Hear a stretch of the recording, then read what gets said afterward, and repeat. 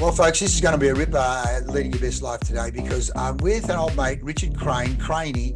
He swims with us in Pod Squad, but he said to me, he told me a story based on a book that he's written. Craney, welcome aboard, and we're going to talk about this book, Because of Her, the inspirational story of a woman who became my mother. So, mate, we've got a lot to talk about here today, right?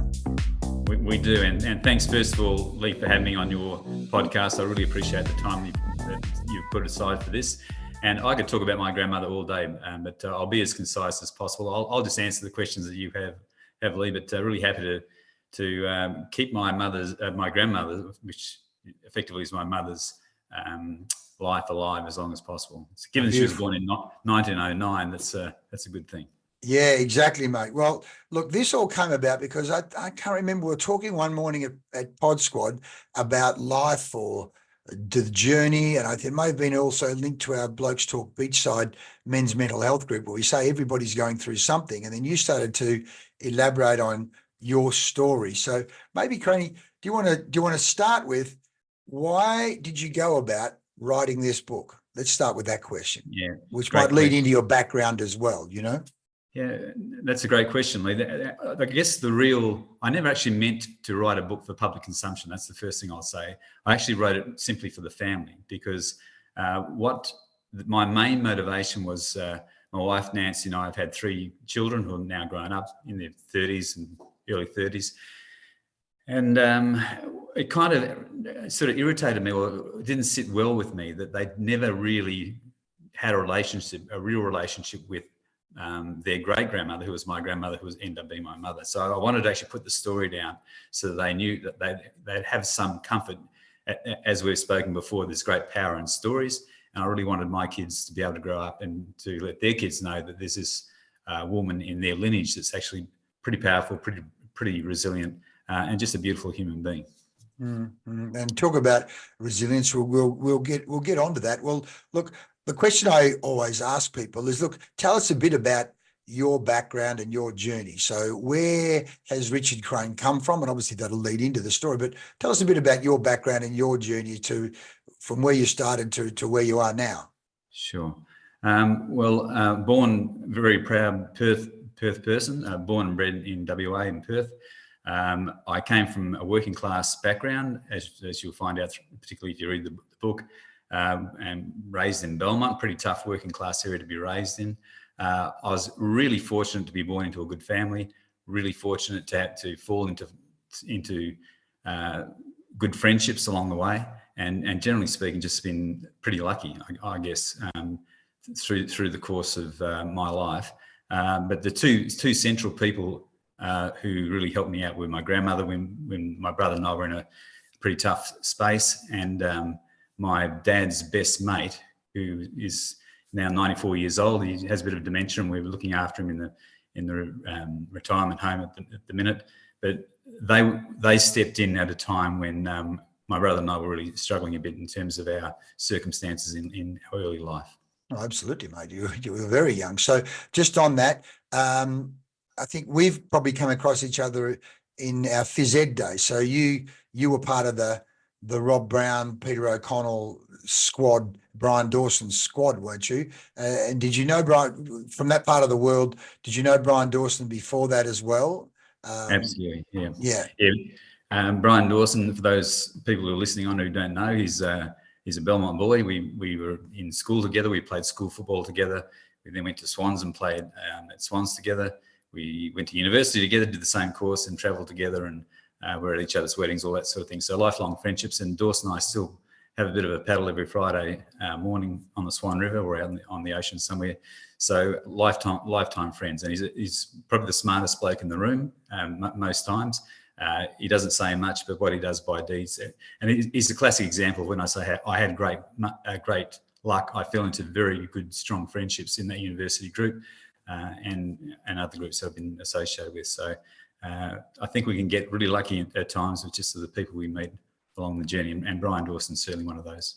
Yeah, beautiful, mate. Well, let's start to talk about the story, because I think I remember somehow in there when we were talking, you started to mention about the fact that your grandmother had had 4 or 5 deaths in a very short period of time. So let's just talk about we're talking about resilience, because on the back of the book you say, when someone dies, it doesn't have to be the end of the story. Because of her is the true story of a remarkable woman and her determination to raise a family against the odds, warm, witty, and written with deep gratitude. Because of her gently reminds us of the power of family, and that sometimes the greatest challenge is life itself. So let's just talk about that kind of trigger for our conversation of the 4 deaths that occurred in that short period of time that your grandmother had to deal with, and then what that meant for you. Sure. So my grandmother, as I said, was born in 1909. She married a returned serviceman from World War I. He was a digger. He did 4 years of hard yards in France and Middle East. They had 7 kids, and then he re-enlisted for World War II, put his name down to go into World War II. So she was at that stage stuck with 7 kids in a place in Belmont, with all the boys were out in the back tent and the girls were inside the house. And then he came back. He had some health issues when he was away. He came back, and she ended up with 10 children. So she had 10 of her own kids. She was disappointed that she didn't beat 13 because the mother had 13. So very competitive family. And just prior to me being born, she lost her mother, her brother, her husband, her daughter, and his son-in-law in the space of 4 years. So already she was under, as you can appreciate, carrying a fair bit of grief, and in addition, having lost her husband, she still got her 10 kids. And one of those deaths of her daughter was my mother and my father as well. So she took my brother and myself in when I was 3 years old, and we're living in a 2-bedroom house in Belmont with a sleep out the back. And for the first 2 or 3 years, I was sleeping in a rolled out bed in her bedroom. So she certainly did it really tough on a war widow's pension for many years. Incredible. Now, let's just deal with this. I'm trying to remember the order of events. Did your mother go before your father, or your father before your mother? They were in the rental. Your father went first, right? Because he did, yeah. Yes, and that was, if I remember correctly, he was working 2 or 3 jobs, and he was coming home in the car. Or you tell the story of where it happened and how it happened. Yeah, well, they just come back from the sharecropping up in Three Springs, and they just had come home. I was born. They were in a rental, and he went off for his 3rd job on a Saturday night at the Trots. He was driving home, and at that stage, the house with my grandmother was only 1 kilometre away from where we were in the rental.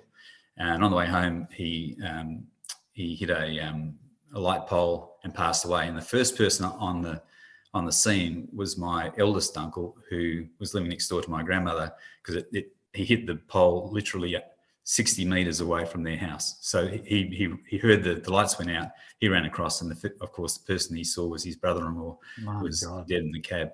So then my grandmother had to go and knock on the door, which was 1 kilometre away where we were sleeping and where my mother was, and give my mother the sad news. So at that stage, I was 17 months, and my brother was 11 months older than I was. He was only 20, barely 2. Oh, so that's how it all started. And then the epilogue of that is that Ken, my dad was called Ken. Ken's best mate, Jeff, who my brother was named after, was travelling around Australia. Was in Darwin at the time. Couldn't come back for the funeral because the planes didn't fly at that stage. But as soon as he finished his work contract, he came down to check in on us and mum. And after a period of 18 months or so, he proposed to my mum, and they got married. So they married on my 3rd birthday, and they were married for 4 weeks when mum was diagnosed with leukemia, and she passed away 8 weeks later. So basically, I think they had 3 months together. 2 months were basically with her convalescing and ultimately dying. Oh my God! Talk about resilience, trauma. Somewhere in there, of course, Craney, you carry that. I'm sure you know that.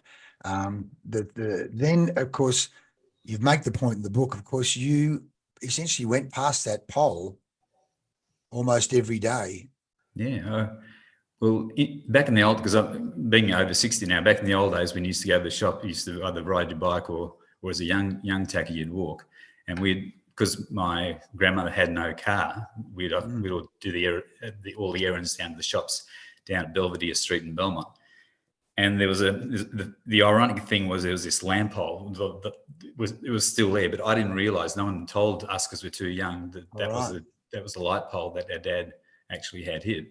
And ironically, when I've learned later on as a teenager that was the pole, I realised that was the one I used to hide behind. This Doberman that used to jump the fence and used to try and savage us. So we'd be trying to hide behind the light pole and trying to make our getaway. So it was kind of ironic that the pole was serving to protect us all those years after having a not so great encounter with my father. Unbelievable, mate. Now, another part of the book, which I found, very poignant and moving, was the day you were driving past, was it Clontarf or the orphanage, and you put two and two together that had it not been for your grandmother, you could have been in there. Can you just elaborate on that? I can't recall the details specifically there. Yeah, well, back in the days, we used to have these things called Sunday drives, and so my uncles, one of the boys, would have come across and say, "We'll go for a drive, Mum." And we're going down Manning there, and I saw this big ominous-looking building on the left-hand side as we're driving past, and I saw Clontarf, which seemed like a strange name. So I just asked, "Nan, what's that building down there?" And she said, "Well, that's where all the poor people who don't have family, young children who don't have family go." And then, of course, she didn't think anything more about it. And I'm just watching this ominous house slide past into the background. I'm thinking, well, that could have been us had we not have had someone step in and do a great job looking after us. So gratitude is, I guess, if you had one word in which to kind of talk about the book, I think gratitude would be the word that comes to mind first and foremost. And as you say, she didn't drive, and so you say the family, was it every Saturday or every Sunday, used to come by? So I just want to talk about some of those family events and how that kind of shaped you. You read the book very well, Leigh. I'm very impressed that you've taken so much in. But Saturdays, note all of the markers there, mate. So when I see, there's a lot of blue mark and a lot of. So don't worry, I read it all right. You challenged me. I rose to the challenge. So tell me about those family gatherings and the impact they were on you. As a kid, Saturdays were my favourite day because that's when the family would all drop in, because she couldn't come to the family, and everyone knew that she'd have scones on the table and she'd have ham sandwiches and ham and mustard sandwiches, which was always the key morning tea on the table. And so as a result, because I have 20 cousins on my grandmother's side, because she had 10 kids and they all propagated. So there'd just be a mess of kids, and you'd be kids under the table, and it was a tiny little kitchen. We've just had our kitchen renovated, and I can't believe how big kitchens are these days and how intricate. We had a wood stove, one single sink, and a little tiny table, and we used to have, it would be jam-packed every single Saturday because there'd be kids under the table, kids running around. And you really had to work hard to sneak in and grab a biscuit or grab a hot scone off the table. But there was so much joking and so much life that it was just a fantastic family to be a part of. And just on that, let's talk about the role of football or sport in that big family, and for you in particular. Yeah, well, as it's not uncommon, I guess, in tough neighbourhoods that people, sport is it's a meritocracy in that, if you're good enough at it, you can kind of find your way. So footy was the thing that I gravitated towards, and Brian Dawson and I shared that in common. So we were kind of mates in that department. He was a much better footballer, and he'll tell you that anyway himself. And I wasn't I wasn't very good in the end, but I was good enough to have a dream, and that was good enough for me. And I was good enough to fail at it, which had its own lessons, I suppose. But my uncles in particular were very keen for us to somehow get involved in sport, because the older uncles, so Claude and Kerry and Bob particularly, were very good boxers. And in fact, they're all champion boxers. So Bob was a teenage Golden Gloves champion. Kerry was a champion of the Navy and used to be selected to represent the Navy against the Air Force and the Army when he was in Sydney, and that was considered a professional league. Mm. And Claude, of course, who the eldest one was, he's in the WA Amateur Boxing Hall of Fame, and he was both the WA light middleweight champion for both amateur and professional. He turned professional later on, and he just turned professional and was offered a gig in the United States, but he was just starting his business up here, so he couldn't take it on board. So they were very, very hard, competitive, but also very compassionate people, so they were great mentors for two young blokes like my brother and I to have as we were growing up. Well, let's talk about that, because one of the questions revolves around the mentoring, and obviously let's talk about male mentoring. But these guys with the gloves, does that mean they got you in the gloves and taught you a few things as well? Yeah, it was very handy, because particularly again back in those days, there wasn't a lot of resources available, particularly if you're being bullied. And the first thing that my uncles were very keen to tell me is that if they ever found out that in any level that we'd been bullying someone else, that we'd have them to answer to, and that wasn't going to be a good thing. So they were very compassionate and very clear on, you don't pick on people who might be weaker than you, or pick on anyone. You don't pick fights. That was absolutely instilled in us. But the follow-up was, if you're ever picked on, or if you're ever bullied, you deal with it. You don't whinge to the school. You don't whinge to your grandmother. You come to us if you need a little bit of help, but you sort out your own business. And it did come to pass that was a handy resource to have at different times. So yeah, they'd have us out the back doing boxing. In the end, I worked out that I didn't have a killer instinct. It wasn't my go, and I'd much rather chase a football around than try and get involved in fighting people. And I remember at the age of 15, I came to the conclusion that I was a pacifist, and I wasn't going to hit anyone after the age of 15, because I'd just been involved in a fight at school. I won the fight, but I just thought, this is not the way to move forward. Yeah, sure. But there's a whole lot of things in there. One is, we talk about boys and male mentoring, and when does the boy become a man, and the whole concept. Look, just in those things you've said that your uncles told you around, you don't bully, or you're going to have us to answer for. So in terms of that pecking order in the village, because often we see, and particularly in the western suburbs, some of the boys are very much mollycoddled. I mean, we're in the water polo club, and we see alpha mums doing a marvelous job looking after the kids, but at the end of the day, the boys end up a little bit mollycoddled versus the male influence, and that the whole concept of the village of pulling your head in, looking after your mates, all of these values that are so important in terms of being a good citizen. I'm immediately thinking there about Brian Cook at Geelong, when one of the core values at the Geelong Footy Club was, you can be a great player, but if you're a dickhead and not a good citizen, we will move you on.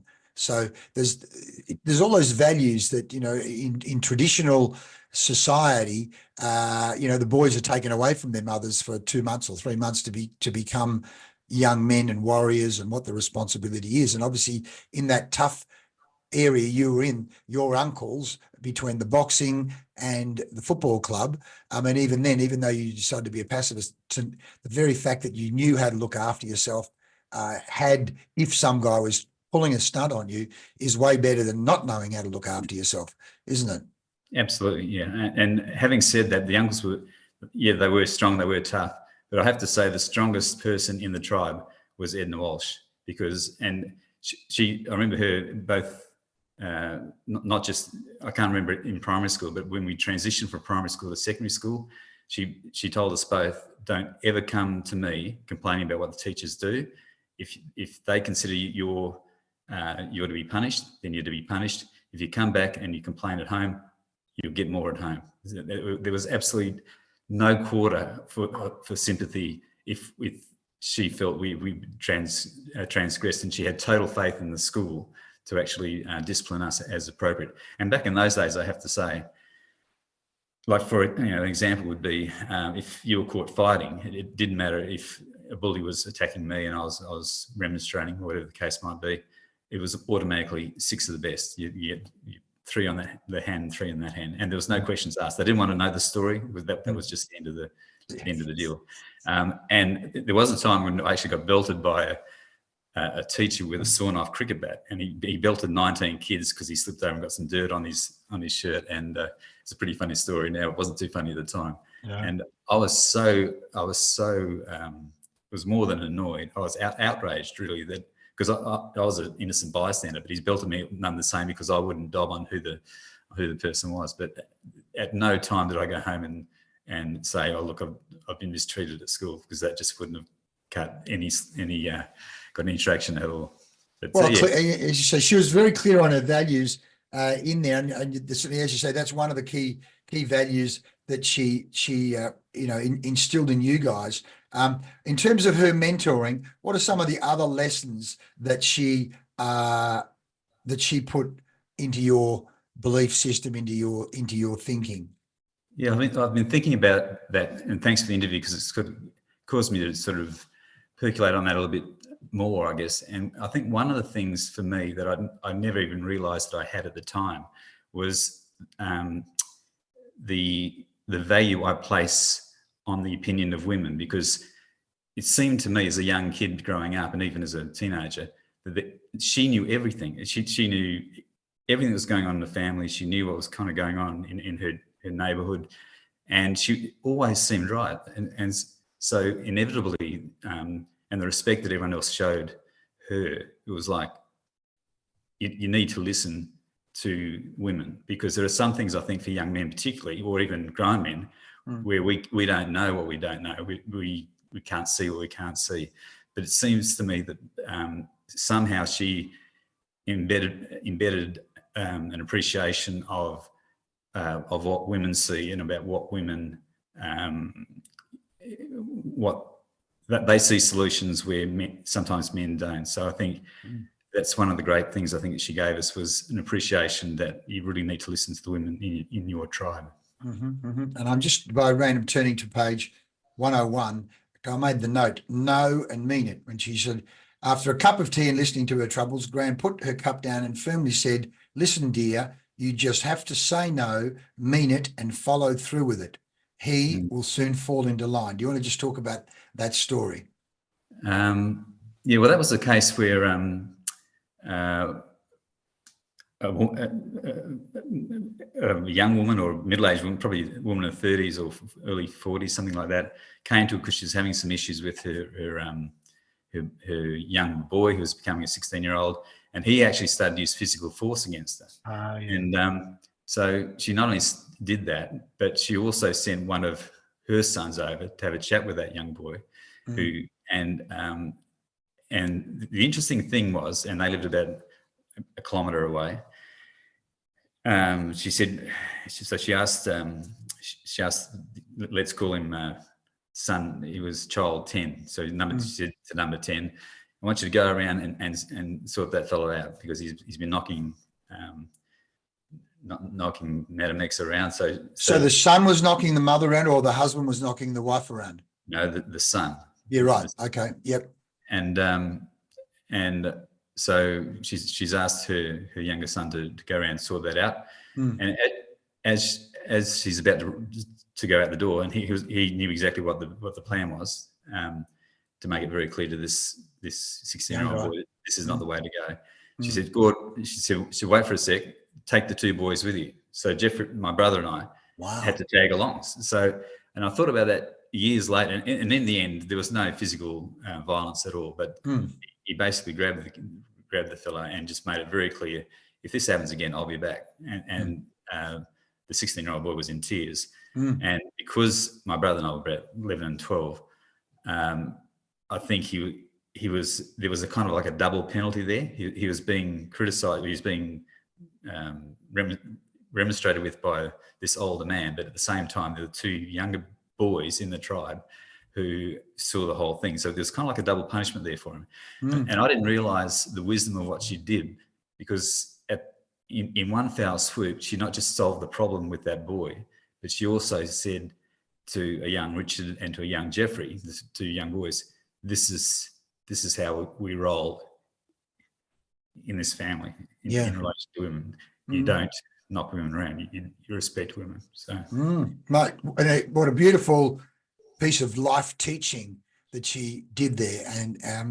And look, and literally, I've seen this just in recent times as the young kid that lives close, and the single mother across the road from us here, and he in front of me and my grandson, trying to push past his mother.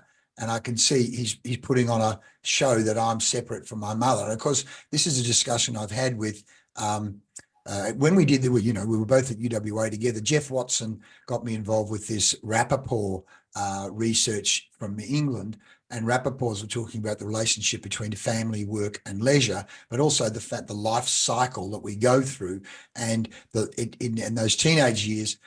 Where the teenager wants to essentially grow wings and fly the coop to prove that they're actually independent. And obviously, even at a younger age, the boy wants to show, I don't need my mother. I'm a man, or on my way to being a man. And some of this behavior is acting that out. And again, in the absence of a strong male influence to say, mate, that's not on, the mother at times tries to talk their way through it. And it's sometimes talking's not the answer. It's literally giving the guy a teaching experience like that, which, there's no physical, but he gets the message loud and clear that it's unacceptable behavior, and to pull your testosterone in. And so what a marvelous teaching point, again, coming back to this principle of how do we help young men become not necessarily warriors, but men with strong values of their role and responsibility to women, their role and responsibility to the tribe, their role and responsibility to themselves, all of those things. Mate, what I was surprised with in the book was you are at times very Mark Twainish, very Shakespearean. Did you surprise yourself? I think you make a point somewhere in the book about surprising yourself at your literary ability in putting all this together.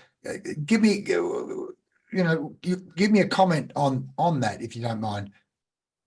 Sure.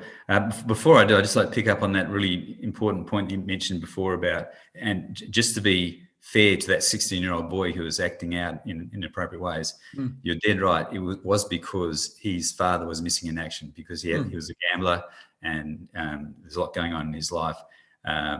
So you're right. It is important that the older people in the tribe, the older men in the tribe, do role model appropriate kind of interactions with the family, and particularly with women.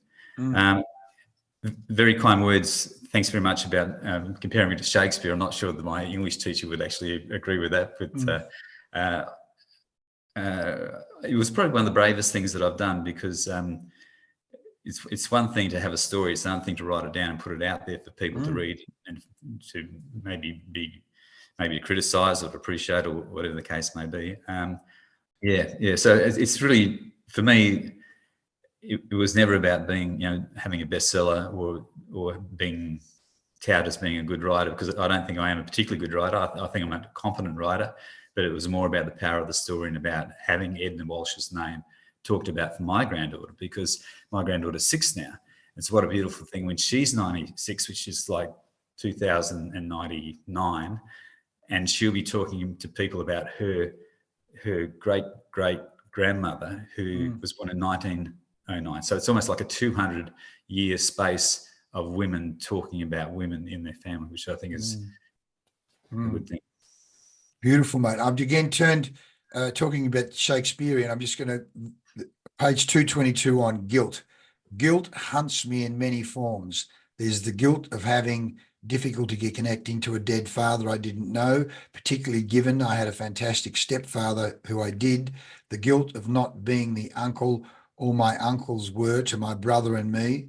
There existed deep guilt about feeling angry within the universe when my brother Jeff passed away. This was a time when I really needed to be more present. There is guilt at not being able to speak at his funeral. The relieved guilt of living a long and happy life. The hex of guilt in being the younger who lived. Wow, that's powerful. sounds more powerful when you read it. Wow. Well, yeah. Well, wow. That does Guilt sound. guilt is a strong, dark magic. It leaves a jagged scar on the forehead and can lead to less than perfect behavior. It can be a strong foundation stone upon which to build an entire jailhouse. Pretty soon, one can live within the walls of regret, with no room to move and little chance of escape. Heavy. The good news is, if it's true we have more in common than which makes us different, perhaps we're all composed of good and bad. So for all of my guilt-edged poor behavior, I apologize and seek to let it go. Wow. Would you like to comment on that? It's almost therapy. Yeah. I guess I wrote that largely because I didn't want people to think I was the hero of the book. The hero of this book is Edna Walsh. Yeah. And I remember my wife and I were having a glass of wine once, and we talked about this, and I value her opinion greatly because, again, she sees things that I don't see way before they're an issue. And she said, "Are you concerned that you might be seen as the hero of this book?" And I said, "Yeah, well, I am, but clearly I'm not." And she said, "Yeah, but that may happen." So I thought, because when I finished the book, two people, Brian Dawson was one, my mate, and another one was my brother, Uncle Doug, and they both said the same thing. "Gee, this must have been cathartic." And I said, "No, it wasn't cathartic. It wasn't cathartic at all. It's just just telling the story." But now that I've finished the book, and I think that chapter's at the core of it, I fully accept this has been a cathartic experience to some extent. Because when you're young, all you really want to do is just be like your mates. You just want to get on. You don't want to give it any more energy than it needs, and you just want to be just like everybody else and just make your way in the world. So, one thing that I have learned is that most of us have that inner voice that kind of is a negative self-talk voice. And one of the things that I've learned more recently with some coaching work that I've done when I was at South Metro Health Unit with Fiona Stanley Hospital and Fremantle Hospital was I learned from some coaching facilitation that happened was that you will never ever get rid of that negative self-talk. Everybody has negative self-talk, and part of mine was a bit of guilt stuff around, why am I the one of a nuclear family of 4? I'm the last Mohican, and why do I deserve that? And all the negative self-talk that goes on. And one of the things I learned was that rather than trying to squash it, you just have to acknowledge that it's always going to be there. And the best way to turn the volume knob down on your negative self-talk is to give thanks and to show gratitude.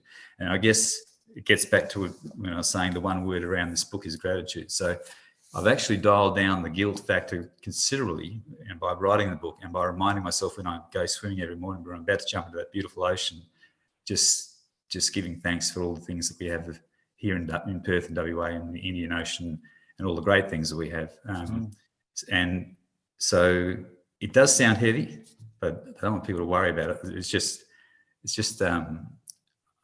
I think we've all got it. And one thing my grandmother taught me, and I don't know how she taught me this, but obviously we're all born and we all die. And in the middle, somehow she taught us all that the world's job is to try and to knock you down. Your job is to get up, dust yourself off, and go again.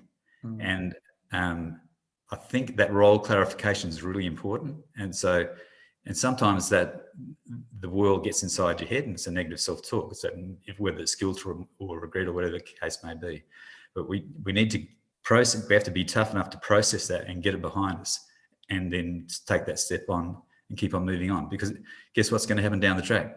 The world's going to knock you down again. So it's not, you're not going to solve it in one go. You just have to keep going. You know where you want to go and keep going towards it.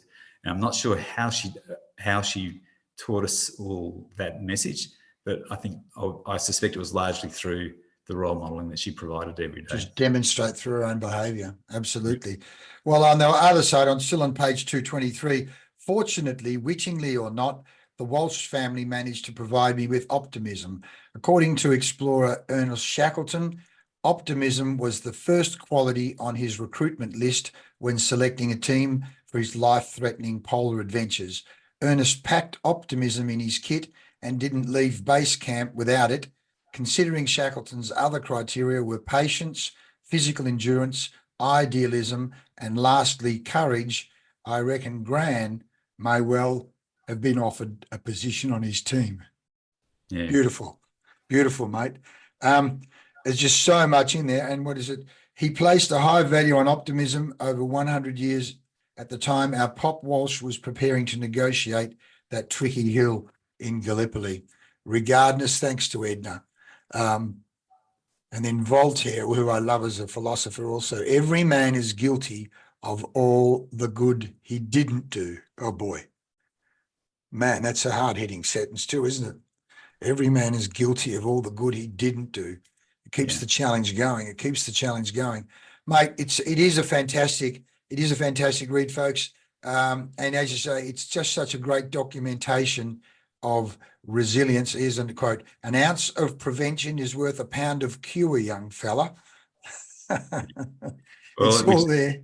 Well, I guess for me too, because for those people who know me, I was a teacher to start off with, and then I went to Department of Health, and I was involved in, I was the Fine 30 campaign director, all that sort of stuff.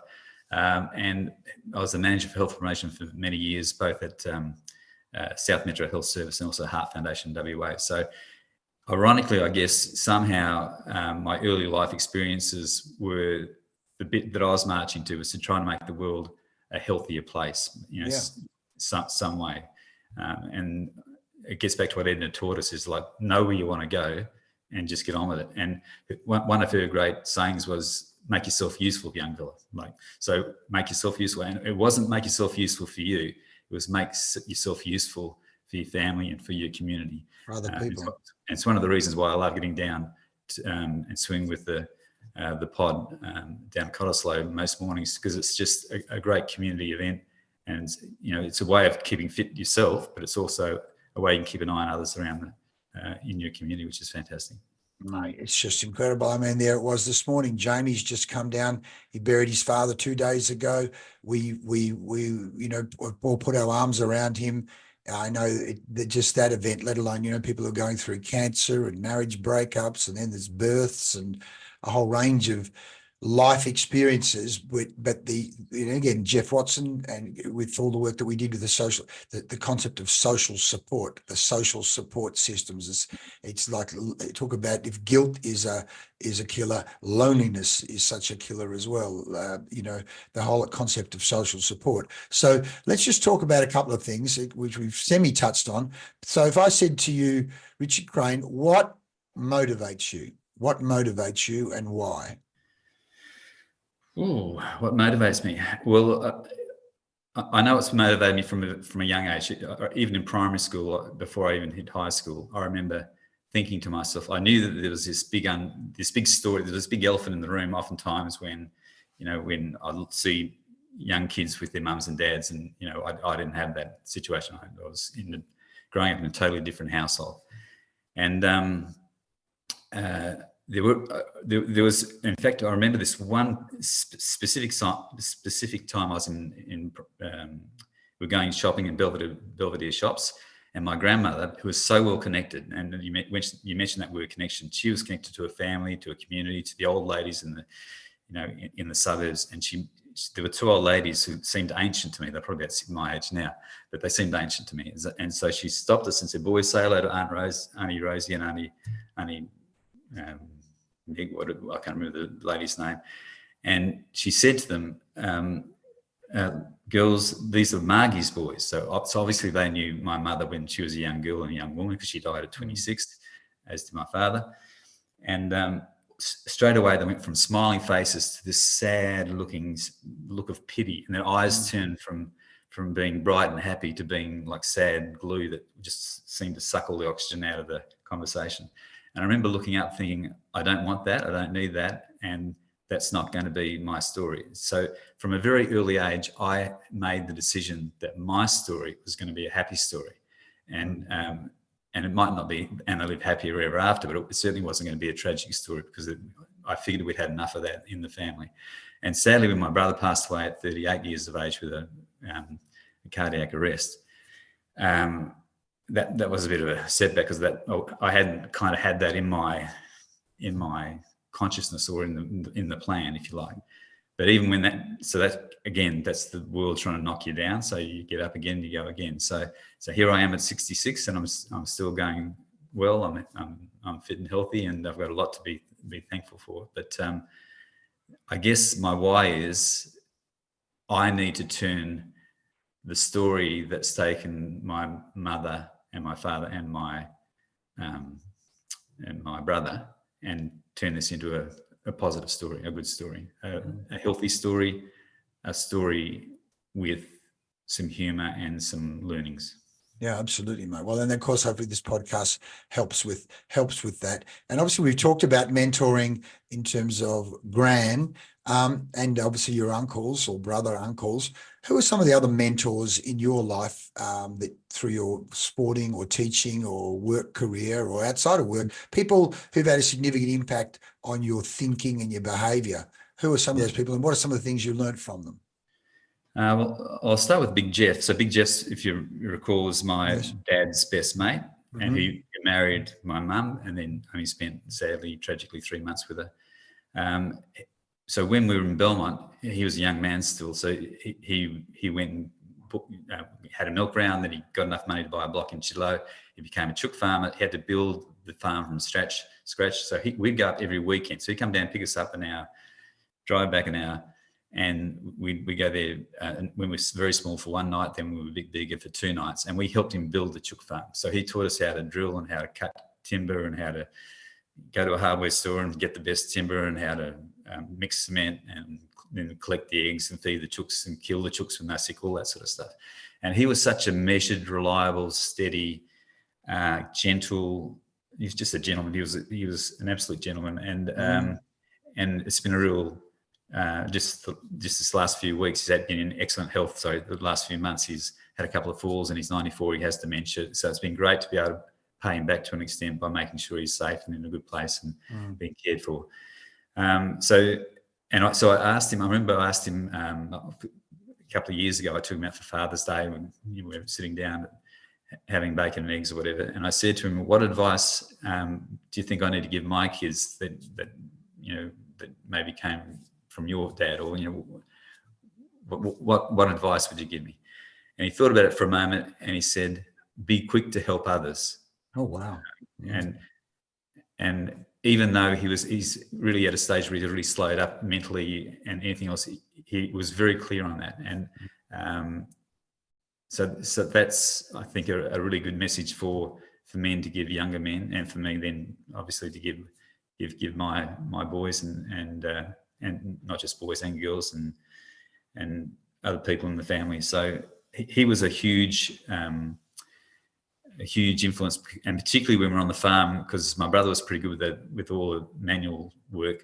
I was not so good, but he always just say to me, "The man who's never made a mistake has never made anything." So he was very tolerant in that regard. So I'd say that he would be a big person. Brian Dawson, who is pretty quiet, but he, as you know, he's together with Hayden Button and John Todd, he's the only successful Swan District's premiership coach at league level in 2010 when he took the mighty Black and Whites to the premiership. Yeah, great coaching.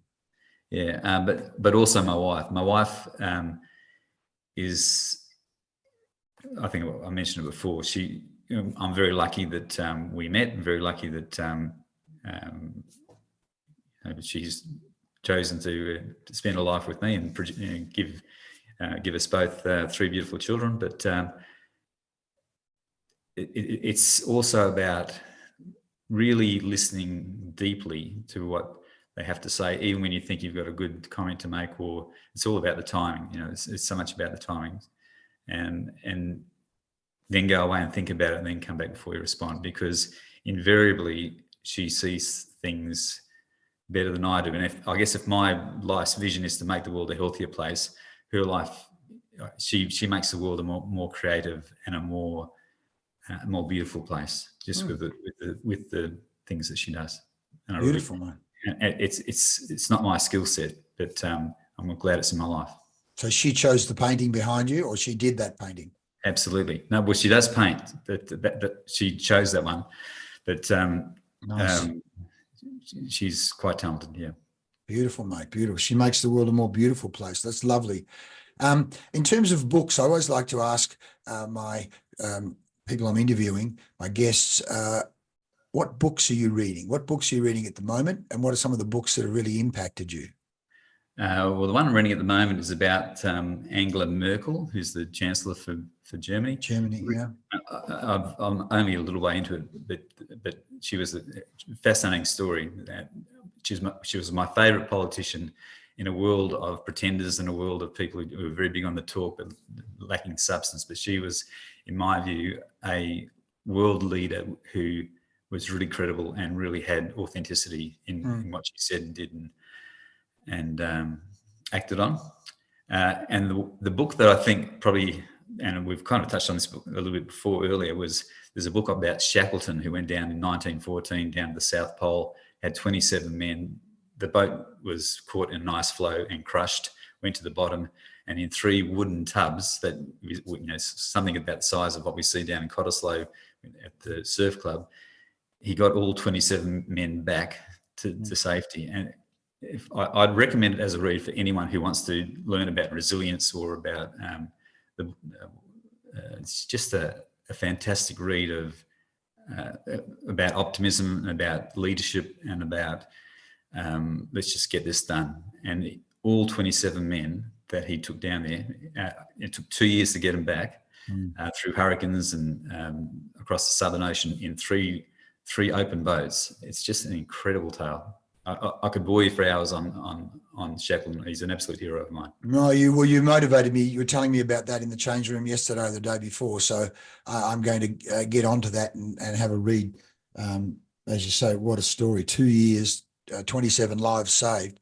So in terms of the future for you, Craney, what does the future look like? What are some of your plans for the future? What's next for you? Well, I'm glad you asked me that question because towards my end of, I've just retired from work in the health sector after 20 years, and as I said, Heart Foundation WA and South Metro Health Service. And towards the end, I was really grateful. Kate Gaddy, who was my boss, asked me to do some coaching, professional development, and I was a reluctant kind of participant initially because I thought, what's in this for me, or not what's in this for me, but I think I've done a fair bit of coaching through kids sport and all the rest of the phys ed degree. And I thought I kind of knew as much as I needed to know about it, but I was blown away when I went because she insisted I go to it. And it was totally different to what I thought. But it's all about entering into a creative process with your clients to maximize their future potential. And the way that it was done, Jenny Edis was one of the facilitators. So I'm now a member of the International Coaching Federation. And as of the 1st of July 2024, so just over a month's time or 2 months' time, I'm going to become a practicing coach, a life coach in Western Australia. So fantastic, mate. I'm really excited about it because one of the things when I started to explore the whole coaching arena, one of the things that the feedback that I was getting, and here's an example of growing up in a working class suburb like Belmont, is that tall poppy syndrome pops up. So whenever you get positive feedback, I don't know if you suffer in this case at all, but whenever I realize that whenever I get positive feedback, I tend to just bat it away and I don't really look at it. I just sort of say, oh yeah, well, yeah. And you sort of downplay it all the time. And the incredible thing when we started doing this course, and there were a couple of courses involved, and they were like weeks long. We had homework, and you'd have to actually coach each other, go through this coaching role play type scenarios. And invariably, people were saying to me, "Richard, you're really good at this," and I'd just go, "Yeah." Well. Then the next person, "Richard, that was a really good question. I'm going to use that. Thanks for that. I really appreciate it." So I batted away. And then there was one time when the person was coaching me, and I started to think, well, maybe I could actually do some coaching, like when I retire. And so I used that as one of my scenarios. And the person who was coaching me said, so Richard, what you're telling me is people think you're really, really good at this coaching caper. And I said, yeah. And she said, and she used the what if question on me. And she said, what if what the people are saying is true? And it just, it opened a door in my mind like that, where there's a little glimmer of light, it just let through the sunshine. And I thought, yeah, well, of course I could do coaching. So again, it's about that negative self-talk and working hard to turn the volume down on your negative self-talk and really opening up yourself up to the possibilities and using curiosity to really make your life, as you would say, optimizing your life, or being your best version of yourself. Beautiful, so mate. I'm really excited about it. Yeah. Brilliant. Well, I mean, that's part of what PDC is. There's a community of coaches and consultants in the business of performance development. And so if you go to the PDC website, and I'll send you the link, we're talking about coaching in both government and commercial areas. And of course, I can't do it all, but what I want to do is to facilitate others going in and making a difference, whether it be leadership or life coaching. We've got women in business coaching. We've got customer services, a whole range. But basically, as you've experienced yourself, the power and the value of high quality coaching or constructive coaching, because as you say, everyone's dealing with these two voices. The Indians talk about the two wolves, which wolf are you feeding?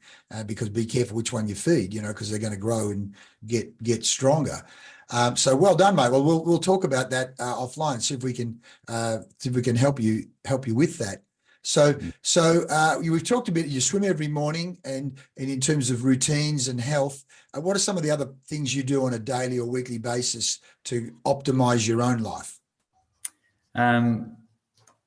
Well, I guess particularly having at the minute we're really taking care of Big Jeff because he's at the end of life and that stage. And what it's really made very clear to me, it's become very lucid to me, is that family's important, your health's important, and the time that you have, the quality of the time that you have is important. So they become three pretty important resources going forward. And so we have a daughter and a granddaughter in Melbourne. So Nancy and I will be going across and making sure we stay connected with them as she grows up. She's 6 years old, and hopefully try and get some of the Edna wisdom embedded into our young granddaughter. That's one thing that gives me great pleasure. Nancy and I enjoy gardening at home, and supporting Nancy's painting and her artistic endeavours. But really the thing for me that really just makes me feel on top of the world is getting up at 5 a.m, doing a little bit of housework just so Nancy can get up to a nice house, and going down swimming in that beautiful Indian Ocean. That just, it sets me up for a day that it's kind of like, well, I'm okay now what can I do for my family and for my community? Yeah, brilliant, mate. And we say to people, it's that serotonin and the dopamine that we get doing the exercise, but also that sense of that connection and the giggles and the laughs and all the things that go on in that group, that social support system that we have, mate. We've covered a whole lot of things, and of course I've got some of the key things: be quick to help others, gratitude, resilience, Shackleton. You've said many times here, I'm very lucky, I'm very lucky, I'm very fortunate. I think of that Rod Stewart song, luck is believing you're lucky. In gratitude, it's like what we focus on is what we manifest more of, and therefore taking responsibility. And some of those mantras, whether it be mantras that your grand put in your head, or these mantras you're talking about, and I'm lucky. And again, we talk the power of that what if you didn't fail? What if you were going to be successful and could create the life you wanted? What would that look like? It's beautiful, mate. So is there anything we haven't talked about you'd like to talk about before we move into the home straight? Probably the only other thing I'd say with my grandmother is that even though my grandmother wasn't a particularly funny person herself, she loved humour in the house, and boys were brilliant at it. Their ability, particularly when in a poor neighbourhood, when there's not a lot of resources, not a lot of money. What my uncles taught me when they walked in the door, they'd have a joke, they'd have a smile, they'd have a funny story that brings something. So, and again, it wasn't articulated as such, but just by watching the way that they behaved, it was expected that you're going to walk in with with some verve, something positive. And that invariably came from my grandmother. Isn't that fantastic? Is it bring something? I've heard of people talk about bring good energy, but like, even as you say, and you see this in Pod Squad, Shane McGurk, there's about 5 different guys bring a joke in one form or another. And what that then does in terms of lifting the energy and the connectivity of the group is quite powerful. So I love that as a routine or responsibility. I'm going to bring something good into the house. I'm going to bring something good into our community. Mate, and as you say, humor is such a fantastic thing to bring into the place. So how do people get a copy of this book, Craney? Where can they go to get a copy of it? If they would like to, it's if you just type in "because of her book," all one word, lowercase, becauseofherbook.com. It'll take you straight to the ordering site. So that's easy. If you forget that, if you just go "because of her Richard Crane," I'm sure something will pop up and follow the prompts. Right. And particularly if you have someone, I guess if there's a call to action from me, it's not about necessarily buying the book, but the call to action. I think this would be a great book for Mother's Day, for example, which has just gone past. And we always have a spike in sales come Mother's Day. But if there's an older person, particularly in your tribe, if you buy them that book or buy them another book, or do something that just sort of says, "Hey, you've been an important person in my life." Because when I speak to older women, and even women my age, they say that they tend to become invisible as they become older. And the reality from my perspective is that they see even more. There's such great, oftentimes untapped resources in our community library. So by just do what you can to actually make a woman in your social environment, in your tribe, feel like they are worthwhile and validated and respected, and it'll be a good thing. It can only have good reverberations around the place. Great, good waves, mate. Richard considers himself extremely fortunate to share this story of Edna, a woman who made the world a better place. Tony, you've done a marvellous job in putting this together, and this interview today, we can create some positive ripples and make the world a better place, sharing some of Edna's thoughts and philosophy across to however many people watch this.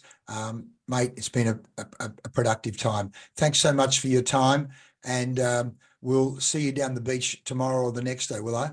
I'll be there tomorrow. Thanks, mate. See you then. Okay.